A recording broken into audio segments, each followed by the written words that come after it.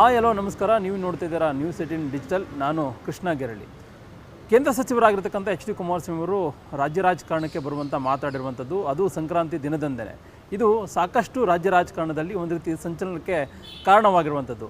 ಸದ್ಯಕ್ಕೆ HD ಕುಮಾರಸ್ವಾಮಿ ಅವರು ಕೇಂದ್ರದಲ್ಲಿ ಮಂತ್ರಿ ಆಗಿದ್ದಾರೆ, ಕೇಂದ್ರದ ನರೇಂದ್ರ ಮೋದಿ ಅವರ ಸಂಪುಟದಲ್ಲಿ. ಈಗ 2022ರ ಚುನಾವಣೆ ಹೊತ್ತಿಗೆ ನಾನು ರಾಜ್ಯ ರಾಜಕಾರಣಕ್ಕೆ ಬರೋದ್ರ ಮುಖಾಂತರವಾಗಿ ಮತ್ತೊಮ್ಮೆ ಮುಖ್ಯಮಂತ್ರಿ ಆಗುವಂಥ ಕನಸನ್ನು ಪರೋಕ್ಷವಾಗಿ ಈಗಾಗಲೇ ಸಂದೇಶವನ್ನು ಕುಮಾರಸ್ವಾಮಿ ಅವರು ಕೊಟ್ಟಿರುವಂಥದ್ದು. ಇದು ಸಾಕಷ್ಟು ಸಹಜವಾಗಿಯೇ ರಾಜ್ಯ ಕಾಂಗ್ರೆಸ್ ಮತ್ತು BJP JDS ನಡುವೆ ಇಲ್ಲೊಂದು ಕಡೆ ಬೇರೆ ಬೇರೆ ರೀತಿಯಂಥ ಚರ್ಚೆಗೆ ಗ್ರಾಸವಾಗಿರುವಂಥದ್ದು. HD ಕುಮಾರಸ್ವಾಮಿ ಅವರು ಮಂಡ್ಯದಲ್ಲಿ ಮೈತ್ರಿ ಅಭ್ಯರ್ಥಿಯಾಗಿ ಸ್ಪರ್ಧೆ ಮಾಡಿ ಅಲ್ಲಿ ಲೋಕಸಭಾ ಸದಸ್ಯರಾಗಿ ಆಯ್ಕೆಯಾಗಿ ಅಂತಿಮವಾಗಿ ಕೇಂದ್ರದಲ್ಲಿ ಮಂತ್ರಿಯಾಗಿದ್ದಾರೆ. ಮಂತ್ರಿಯಾಗಿ ಕೆಲಸವನ್ನು ಕೂಡ ಮಾಡ್ತಾ ಇದ್ದಾರೆ. ಈಗಾಗಲೇ ಕೇಂದ್ರದಲ್ಲಿ ಮಂತ್ರಿಯಾಗಿ 1.5 ವರ್ಷಗಳು ಕೂಡ ಈಗಾಗಲೇ ಪೂರೈಸಿರುವಂಥದ್ದು. ಅಂತಿಮವಾಗಿ ಅವರು ಮತ್ತೆ ಕಳೆದ ವಿಧಾನಸಭಾ ಚುನಾವಣೆಯಲ್ಲಿ ಸೋಲನ್ನು ಕಂಡಿದ್ದರು. JDS ಪಕ್ಷದ ನಾಯಕರಾಗಿ ಅವರು ಗೆದ್ದಿದ್ರು ಕೂಡ ಇಲ್ಲೊಂದು ಕಡೆ ಅವರ ಪಕ್ಷದ ಅಭ್ಯರ್ಥಿಗಳು ಹೀನಾಯವಾಗಿ ಸೋಲನ್ನು ಕಂಡಂಥ ಸಂದರ್ಭದಲ್ಲಿ ಇಲ್ಲೊಂದು ಕಡೆ ಕಾಂಗ್ರೆಸ್ ಅಧಿಕಾರಕ್ಕೆ ಬಂತು.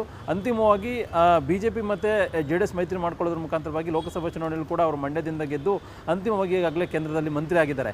ಈಗ 2022ರ ಚುನಾವಣೆ ಇನ್ನು ಕೇವಲ 2 ವರ್ಷ 4 ತಿಂಗಳು ಅನ್ನುವ ಹಾಗೆ ಈಗ ಎಲ್ಲ ಒಂದು ಕಡೆ ರಾಜ್ಯ ರಾಜಕಾರಣಕ್ಕೆ ಮರಳುವಂಥ ಒಂದು ಮಾತನ್ನು ಆಡ್ತಿರುವಂಥದ್ದು. ಇದು ಎಲ್ಲ ಒಂದು ಕಡೆ ಬರುವಂಥ ದಿನಗಳಲ್ಲಿ ಅವರು ಮಂತ್ರಿ ಅಂದರೆ ಕೇಂದ್ರದಲ್ಲಿ 1.5 ವರ್ಷಗಳು ಈಗಾಗಲೇ ಅಧಿಕಾರದಲ್ಲಿ ಮಂತ್ರಿಯಾಗಿ ಪೂರೈಸಿದ್ದಾರೆ. 2.5 ವರ್ಷದಲ್ಲಿ ಅವರು ಸಂಪುಟ ಪುನರಚನೆ ಆದಂಥ ಸಂದರ್ಭದಲ್ಲಿ, ಕೇಂದ್ರದ ಸಂಪುಟ ಪುನರಚನೆ ಆದಂಥ ಸಂದರ್ಭದಲ್ಲಿ ಆವಾಗ ಅವರ ಖಾತೆಯನ್ನು ಮತ್ತೊಬ್ಬರಿಗೆ ಬಿಟ್ಟುಕೊಟ್ಟು ಅಂತಿಮವಾಗಿ ರಾಜ್ಯ ರಾಜಕಾರಣದತ್ತ ಅವರು ಮುಖ ಮಾಡುವಂಥ ಸಾಧ್ಯತೆ ಇದೆ. ಆ ಮುಖಾಂತರ ಬಗ್ಗೆ ತಮ್ಮ ಪಕ್ಷವನ್ನು ತಳಮಟ್ಟದಿಂದ ಮತ್ತೆ ಒಂದು ರೀತಿ ಸದೃಢಗೊಳಿಸುವಂಥ ನಿಟ್ಟಿನಲ್ಲಿ ಕೂಡ ಕುಮಾರಸ್ವಾಮಿ ಅವರು ಈಗಾಗಲೇ ಪ್ಲಾನನ್ನು ಕೂಡ ರೂಪಿಸುವಂಥ ಸಾಧ್ಯತೆ ಇದೆ. ಆ ಕಾರಣಕ್ಕೋಸ್ಕರವಾಗಿಯೇ ಕುಮಾರಸ್ವಾಮಿ ಅವರು ಇದೀಗ ರಾಜ್ಯ ರಾಜಕಾರಣಕ್ಕೆ ಬರುವಂಥ ಒಂದು ಮಾತುಗಳನ್ನು ಆಡಿರುವಂಥದ್ದು.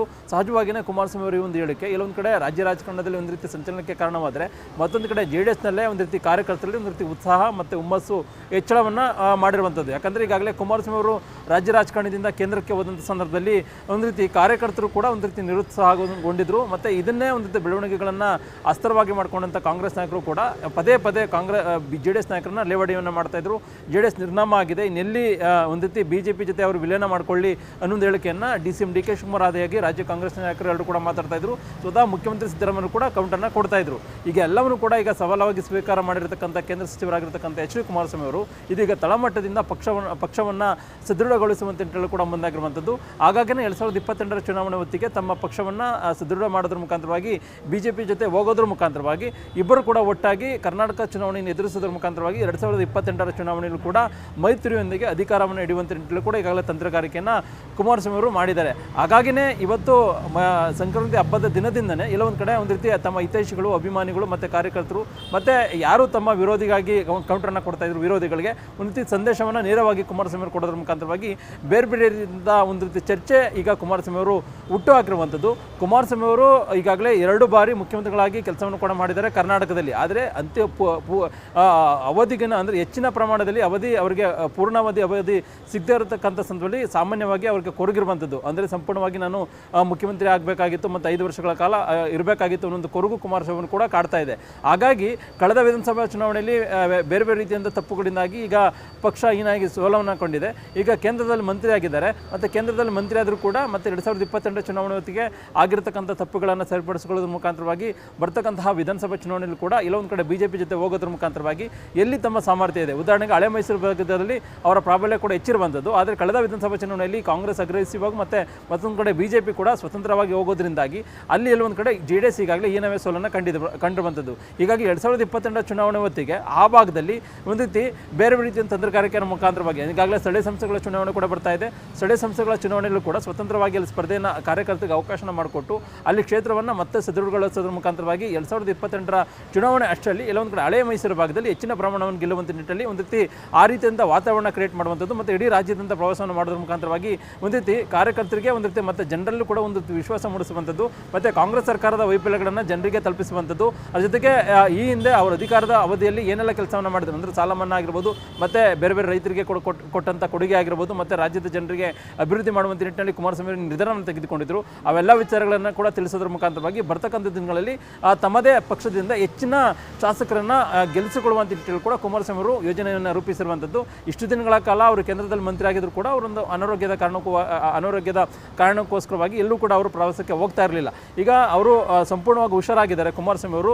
ಮತ್ತು ರಾಜ್ಯ ರಾಜಕಾರಣದ ವಿಚಾರವಾಗಿ ಈಗಷ್ಟೇ ಒಂದಷ್ಟು ಮಾಹಿತಿಗಳ ಬಗ್ಗೆ ಗಮನವನ್ನು ಕೊಟ್ಟಿರುವಂಥದ್ದು. ಮೊನ್ನೆ ತಾನೇ ನಿನ್ನೆ ಶಿಡ್ಲಘಟ್ಟದ ಮಹಿಳಾ ಅಧಿಕಾರಿ ವಿರುದ್ಧವಾಗಿ ಕಾಂಗ್ರೆಸ್ನ ಪ್ರಭಾವಿ ರಾಜಕಾರಣಿ ಅಲ್ಲಿ ನಿಂದನೆ ಮಾಡಿದರು. ಆ ಒಂದು ವಿಚಾರದಕ್ಕೂ ಕೂಡ ಒಂದು ರೀತಿ ದೊಡ್ಡ ಮಟ್ಟದಲ್ಲಿ ಕೇಂದ್ರ ಸಚಿವರಾಗಿರ್ತಕ್ಕಂಥ ಎಚ್ ಡಿ ಕುಮಾರಸ್ವಾಮಿ ಅವರು ಧ್ವನಿಯನ್ನು ಎತ್ತಿದ್ರು. ಅದ್ರ ಜೊತೆಗೆ ಜನಾರ್ದನ್ ರೆಡ್ಡಿ ಅವರ ಮೇಲೆ ಅಟ್ಯಾಕನ್ನು ಮಾಡಿದ್ರು, ಅಂದರೆ ಗುಂಡಿನ ದಾಳಿಯನ್ನು ಮಾಡಿದರು. ಅಂಥ ಸಂದರ್ಭದಲ್ಲೂ ಕೂಡ ಆ ಒಂದು ಪ್ರಕರಣವನ್ನು ಕೂಡ ಕುಮಾರಸ್ವಾಮಿ ಅವರು ಖಂಡಿಸಿದ್ರು.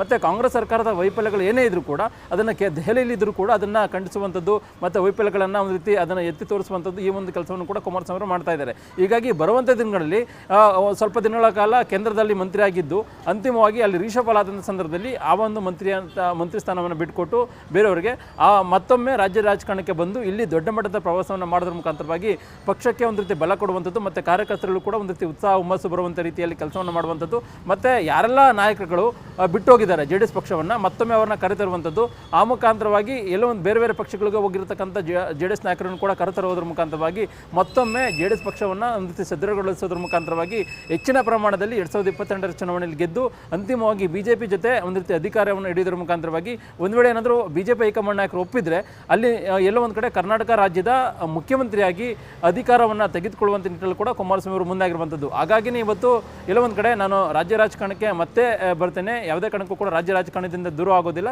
ಮತ್ತು ಆದಷ್ಟು ಬೇಗ ಇದ್ರ ಬಗ್ಗೆ ನಿರ್ಧಾರವನ್ನು ಕೈಗೊಳ್ತೇನೆ. ಅದ್ರ ಜೊತೆಗೆ ಯಾವುದೇ ಕಾರಣಕ್ಕೂ ಕೂಡ ಇಲ್ಲಿ ಬಿಟ್ಟು ಹೋಗುವಂಥ ಪ್ರಶ್ನೆನೇ ಇಲ್ಲ ಅನ್ನೋ ಒಂದು ಹೇಳಿಕೆಯನ್ನು ಕೊಡೋದ್ರ ಮುಖಾಂತರವಾಗಿ ತಮ್ಮ ವಿರೋಧಿಗಳಿಗೂ ಕೂಡ ಒಂದು ಸಂದೇಶವನ್ನು ಕೊಟ್ಟಿರುವಂಥದ್ದು. ಈಗ ಕುಮಾರಸ್ವಾಮಿ ಅವರು ಈ ಒಂದು ಹೇಳಿಕೆ ಸಹಜವಾಗಿಯೇ ಒಂದು ರೀತಿ ಆಡಳಿತಾರೂಢ ಕಾಂಗ್ರೆಸ್ಗೆ ಸಹಜವಾಗಿಯೇ ಒಂದು ರೀತಿ ಲೇವಡಿ ಮತ್ತು ಬೇರೆ ಬೇರೆ ಟೀಕೆಗೆ ಕಾರಣವಾದರೂ ಕೂಡ ಮತ್ತೊಂದು ಕಡೆ ಮೈತ್ರಿಯಲ್ಲೇ ಮತ್ತೊಂದು ಚರ್ಚೆಗೆ ಕೂಡ ಗ್ರಾಸವಾಗಿರುವಂಥದ್ದು. ಯಾಕಂದರೆ BJP ಕರ್ನಾಟಕದಲ್ಲಿ ದೊಡ್ಡ ಮಟ್ಟದಲ್ಲಿ ಪಕ್ಷವಾದರೂ ಕೂಡ JDSನ ಈಗ ವಿಶ್ವಾಸಕ್ಕೆ ತೆಗೆದುಕೊಂಡು ಕೆಲಸವನ್ನು ಮಾಡಬೇಕಾಗುತ್ತೆ. ಮತ್ತು BJPಯವರು ಕೂಡ ಕಳೆದ ದಿನಗಳ ಹಿಂದಷ್ಟೇ BJP ರಾಜ್ಯಾಧ್ಯಕ್ಷ BY ವಿಜೇಂದ್ರ ಕೂಡ 2028ಕ್ಕೆ ಸ್ವತಂತ್ರವಾಗಿ ಅಧಿಕಾರಕ್ಕೆ ನಾವು ಬರ್ತೇವೆ ಅನ್ನೋ ಮಾತನ್ನು ಕೂಡ ಕೊಟ್ಟಿದ್ದಾರೆ. ಹೀಗಾಗಿ ಕುಮಾರಸ್ವಾಮಿ ಅವರು ಕೂಡ ಈ ಒಂದು ಹೇಳಿಕೆ ಕೊಟ್ಟಂಥ ಸಂದರ್ಭದಲ್ಲಿ ನಿಜಕ್ಕೂ ಕೂಡ ಅವರೇನಾದರೂ ಹೋಗಿ ಬರುವಂಥ ದಿನಗಳಲ್ಲಿ ಎಲ್ಲೋ ಒಂದು ಕಡೆ ಅವರು ಮುಖ್ಯಮಂತ್ರಿ ಆದರೆ ಸಹಜವಾಗಿಯೇ ರಾಜ್ಯ BJP ನಾಯಕರಿಗೆ ಸಹಜವಾಗಿಯೇ ಒಂದು ರೀತಿ ನಿರಾಸೆಯನ್ನು ತೋರಿಸುತ್ತೆ. ಯಾಕಂದರೆ ರಾಜ್ಯ BJPಯಲ್ಲೂ ಕೂಡ ದೊಡ್ಡ ಮಟ್ಟದ ಆಕಾಂಕ್ಷಿಗಳು ಮುಖ್ಯಮಂತ್ರಿ ಸ್ಥಾನದ ರೇಸ್ನಲ್ಲಿದ್ದಾರೆ. ಆದ್ರೀಗ ವಿಜೇಂದ್ರ ಮತ್ತು ಅಶೋಕ್ ಅವರ ನಾಯಕತ್ವದಲ್ಲಿ ಈಗಾಗಲೇ ಪಕ್ಷವನ್ನು ಸದೃಢ ಮಾಡುವಂಥ ನಿಟ್ಟಿನಲ್ಲಿ ಕೂಡ ತೆರೆಮರೆಯಲ್ಲಿ ರಾಜ್ಯದ BJP ನಾಯಕರು ಕೆಲವರು ಕಸರತ್ತನ್ನು ಮಾಡ್ತಾ ಇದ್ದಾರೆ. ಹೀಗಾಗಿ 2028 ಅಥವಾ 2027 ಹೊತ್ತಿಗೆ 28 ಚುನಾವಣೆ ವಿಧಾನಸಭಾ ಚುನಾವಣೆ ಕೂಡ ಬರ್ಬೋದು. ಅಂಥ ಸಂದರ್ಭದಲ್ಲಿ 2027ರಿಂದನೇ ಇಲ್ಲ ಒಂದು ಕಡೆ ಅಗ್ರೆಸಿವ್ ಹೋಗುವಂಥ ನಿಟ್ಟಿನಲ್ಲಿ ಕೂಡ BJP ನಾಯಕರು ಸನ್ನದ್ಧವಾಗಬಹುದು. ಇಂಥ ಸಂದರ್ಭದಲ್ಲಿ ಕುಮಾರಸ್ವಾಮಿ ಅವರು ಈಗ ಹೇಳಿಕೆಯನ್ನು ಕೊಟ್ಟಿರ್ತಕ್ಕಂಥ ಸಂದರ್ಭದಲ್ಲಿ ಸಹಜವಾಗಿಯೇ ಮಿತ್ರ ಪಕ್ಷದಲ್ಲೂ ಕೂಡ ಒಂದು ರೀತಿ ಬೇರೆ ಬೇರೆ ಮಿತ್ರ ಪಕ್ಷ BJPಯಲ್ಲೂ ಕೂಡ ಬೇರೆ ರೀತಿಯಂಥ ಚರ್ಚೆಗೆ ಗ್ರಾಸವಾದರೆ ಮತ್ತೊಂದು ಕಡೆ ಕುಮಾರಸ್ವಾಮಿ ಅವರ ನಡೆ ಕೂಡ ಒಂದು ರೀತಿ ರಾಜ್ಯ ಕಾಂಗ್ರೆಸ್ನಲ್ಲಿ ಒಂದು ರೀತಿ ದೊಡ್ಡ ಮಟ್ಟದ ತಳಮಳವನ್ನು ಸೃಷ್ಟಿ ಮಾಡುವಂಥ ನಿಟ್ಟಿನಲ್ಲಿ ಕೂಡ ಅವರ ಒಂದು ಹೇಳಿಕೆ ಕಾರಣವಾಗಿದೆ ಅನ್ನೋದ್ರ ಬಗ್ಗೆ ಕೂಡ ರಾಜ್ಯ ರಾಜಕಾರಣದ ವಲಯದಲ್ಲೂ ಕೂಡ ಈಗಾಗಲೇ ಕೇಳಿ ಬರ್ತಿರುವಂಥದ್ದು. ಮೊನ್ನೆ ತಾನೇ ಅವರು ಡ್ಯಾಡೀಸ್ ಹೋಮ್ ಅನ್ನೋ ಒಂದು ವಿಡಿಯೋ ದೊಡ್ಡ ಮಟ್ಟದಲ್ಲಿ ವೈರಲ್ ಆಗಿತ್ತು. ಕುಮಾರಸ್ವಾಮಿ ಅವರು ಕೇಂದ್ರದಿಂದ ಮತ್ತೆ ರಾಜ್ಯ ರಾಜಕಾರಣಕ್ಕೆ ಬರ್ತಾರೆ ಅನ್ನೊಂದು ವಿಚಾರ ಆ ಒಂದು ವಿಡಿಯೋ ಮುಖಾಂತರ AI ವಿಡಿಯೋ ಅದು ದೊಡ್ಡ ಮಟ್ಟದಲ್ಲಿ ಸದ್ದು ಗದ್ದಲಕ್ಕೆ ಕಾರಣವಾಗಿತ್ತು.